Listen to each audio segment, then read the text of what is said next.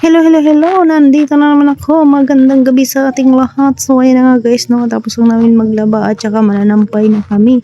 Inis na inis yung aking ate drone dyan dahil siya na nga daw naglaba. Siya pa yung nanampay at nagbanlaw. Nagbanlaw kami guys. Doon kami sa Tabukan nagbanlaw, no. Kasi nga sa kinabutan is ang dami-daming taong naligo doon. Kaya hindi kami makipagsiksikan doon at hindi din kami nag-swimming, no. Kasi nga maraming tao ngayon. Lahat ng mga swimming pool ngayon is napakadaming tao.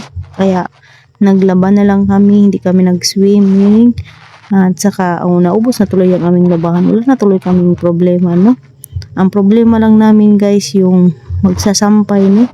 Dahil nagdebate pa si Ate Dromby at saka si Kuya Dretz. Kasi daw sabi ni Ate Dromby, siya na nga daw naglaba at sumama pa siya pagbanlaw. Tapos yung pagsampay, pinatulong ko pa siya. Sabi ko sa kanya, inis na yan siya dyan guys. Sabi ko sa kanya nga, huwag ka na magsampay, kaya ko naman to. Pinatulong ko talaga yan siya guys, kasi para mabilis ba ang trabaho natin ba. At saka gusto ko rin magpahinga, no.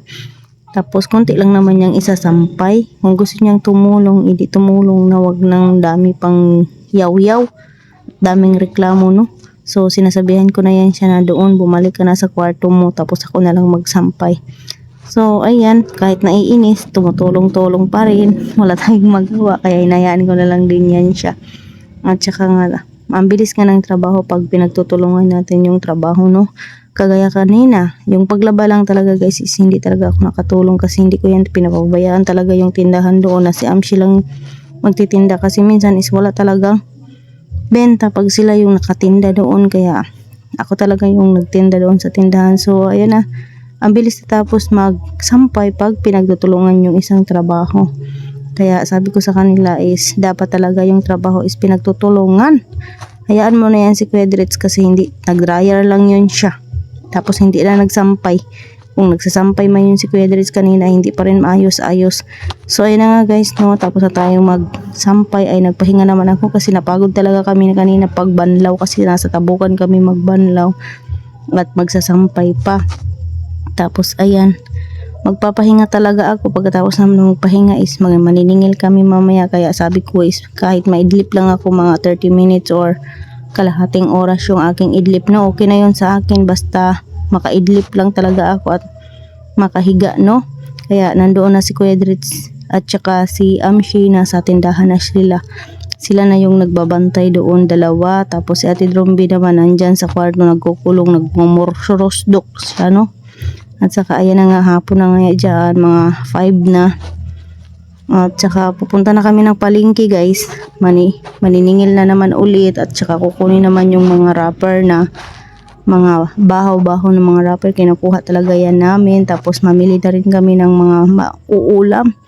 At saka nandito nga kami sa palengke. Ayan, nakakita na naman ako ng mangga. Medyo mura-mura to ngayon, no, 130. Kaya inano ko na talaga. Bumili na naman ulit ako kasi nga sa kaninang umaga si Alter guys is iyak ng iyak. Naubusan na daw na siya ng coffee jelly. Kaya iyak ng iyak yun. Sabi niya sa akin is, Mama, I like it, coffee jelly. Sabi ko naman sa kanya is naubos na nga. Bili ka na lang ng halo-halo sa labas kasi may nagtitinda sa labas sa kanyang Mama Bibi, no? So ayaw niya ng halo-halo. Gusto niya daw yung coffee jelly lang. At saka yung mango. Kaya ayan, bumili na talaga ako. Favorite niya talaga yung mangga guys. Mana talaga yan siya kay nanay. Kasi si nanay dati is favorite yung mangga. Kahit galing yan sa Maynila si Udon, pinibilhan niya talaga ng mangga yung nanay niya talaga. Kaya ayan, mana talaga yan si Alter sa nanay, no. Kaya ayan, bumili na rin ako ng ulam kasi nag-request yung aking asawa na karne naman daw. Kasi kaninang umaga yung nabili namin na ulam is isda lang. So hanggang dito na lang yung ating video, no, kasi gabi na. Bye bye na, bukas naman ulit. Babu!